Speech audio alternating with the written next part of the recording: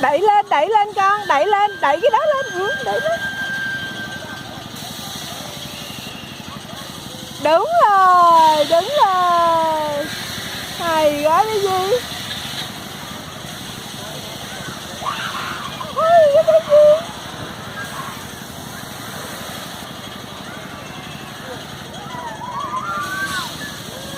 Đẩy cao lên.